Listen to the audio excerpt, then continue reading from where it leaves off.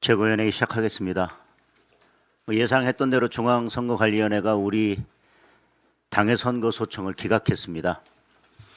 중앙선관위가 각 시도당 선관위에 소청 기각 의견을 내라는 취지의 공문을 보냈을 때부터 예견된 일이었습니다. 투표용지 부족의 전산 조작까지 드러났는데도, 이런 엄청난 일들이 밝혀지고 있는데도 당신들이 선거 결과에 영향을 미쳤다는 것을 입증 못했으니 우리는 그냥 소청 기각하고 말겠다는 뻔뻔함과 무책임함과 이런 것들이 결국 셀프 면죄부를 내놓게 만들었습니다. 선관위 스스로도 규정 위반은 인정을 했습니다. 투표용지 부족, 전산 조작은 규정 위반을 이야기할 필요도 없습니다. 결국 영향이 있었는지 없었는지 제대로 따져보자는 것이 선거 소청이었습니다. 그런데 그걸 따져보자고 계속해서 추가로 구두 변론을 요청했음에도 불구하고 구두 변론도 한 차례 외에는 허용하지 않았습니다. 도대체 선관위가 무슨 생각을 하고 있고 어떻게 심리하는지 보자고 구두 변론 중계를 허용해달라고 요청했지만 그것도 기각했습니다. 그러더니 결국 선거 소청을 기각했습니다. 오심은 인정했습니다. 그러면서도 VAR로 확인하자고 했더니 그건 죽어도 보지 않겠다는 것과 뭐가 다르겠습니까?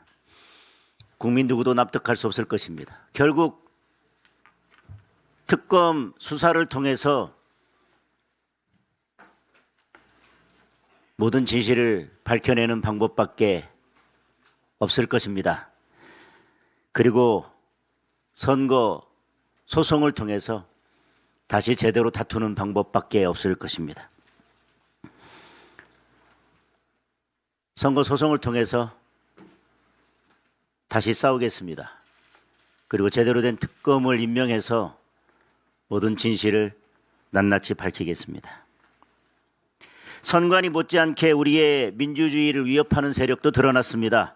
카이스트와 독일 막스 플랑크 연구소 국제 공동 연구팀이 10년치 네이버 댓글 1억 1,200만여 건을 전부 분석했습니다.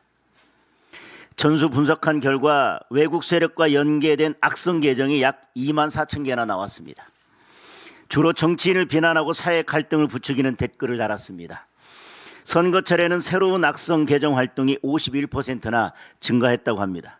외국 세력이 여론 조작으로 우리 선거에 개입하고 있다는 명백한 증거일 것입니다. 저는 이미 온라인 댓글 국적 표시제 도입을 제안한 바 있습니다.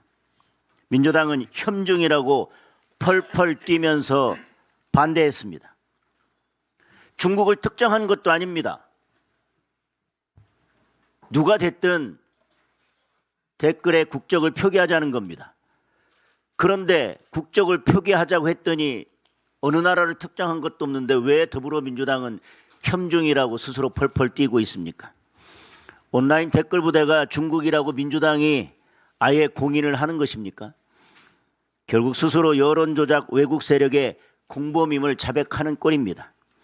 중국이든 어디든 그게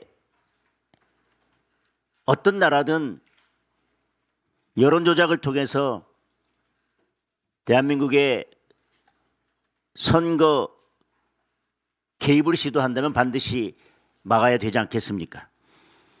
우리 당은 온라인 댓글 표시제 도입을 강력하게 추진하겠습니다. 중국인 간첩 사건도 계속 발각되고 있습니다. 인민해방군 출신 중국인들이 주한미군 전투기 관제 통신을 도청하고 미군 기지 앞에 가게를 차려놓고 군사기밀을 수집하다 적발됐습니다. 그런데 이들을 당장 간첩죄로 처벌하지도 못합니다. 간첩죄 형법 개정안이 올해 2월에야 국회를 통과했기 때문입니다. 이미 지난 2024년 부산 해군기지 드론 촬영 사건, 정보사 군무원의 블랙의원 명단 유출 사건 등 중국인에 의한 간첩 사건이 여러 차례 적발된 바 있습니다. 반도체를 비롯한 중국의 산업 스파이 활동도 여럿 발각이 됐습니다. 그래서 간첩죄를 개정하자고 그렇게 주장했지만 민주당은 온갖 이유로 간첩죄 법안 처리를 지연시켰습니다. 법사위 소위를 통과한 법안마저도 붙잡아두고 오랫동안 법안 통과를 지연시켰습니다. 국정원 대공 수사권 박탈하고 국군 방첩사령부도 해체했습니다. 이제 대한민국은 간첩 수사를 못하는 나라가 아니라 간첩 수사를 안 하는 나라가 됐습니다. 대한민국을 간첩 천국으로 만들려 하고 있습니다. 쿠팡 개인정보 유출 사건도 범인은 중국인이었습니다. 그런데도 이재명 대통령은 어쩌라고요? 이게 답이었습니다. 더 이상 쉐쉐만 해서는 안 될 것입니다. 중국의 선거 개입, 간첩 활동이 확인되면 강력하게 항의하고 국제 공조를 통해 대응책을 마련해야 됩니다. 이재명 정권 중국 편인지 대한민국 국민 편인지 확실하게 밝히기 바랍니다.